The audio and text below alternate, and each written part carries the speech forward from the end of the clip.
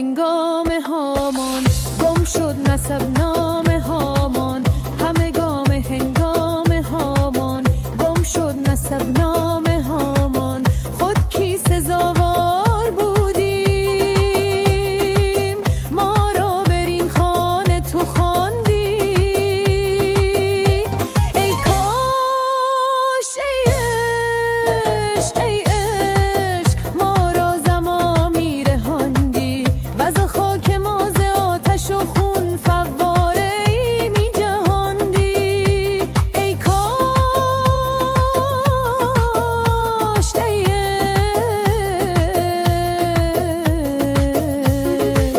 ما را زمامی رهاندی.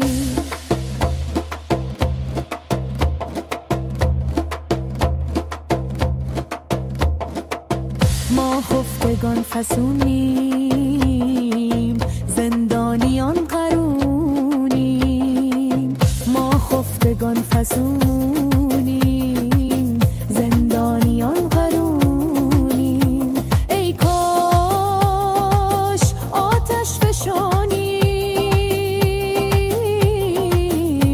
بر خاک ما می فشاندی.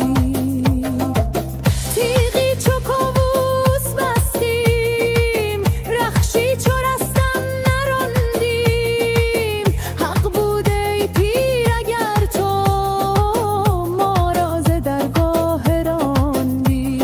ای عشق ای عشق ای عشق ما را ز ما می رهاندی. ما هم سرایان لالیم از نسل سنگ و سفالیم، ما هم سرایان لالیم از نسل سنگ و سفالیم. از سوی ما این ترانه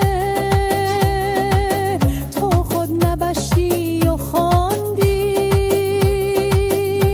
ای کاش ای عشق ای عشق ما را ز ما می رهاندی، وز خاک ما ز آتش و خون فواره ای می جهاندی. ای کاش ای عشق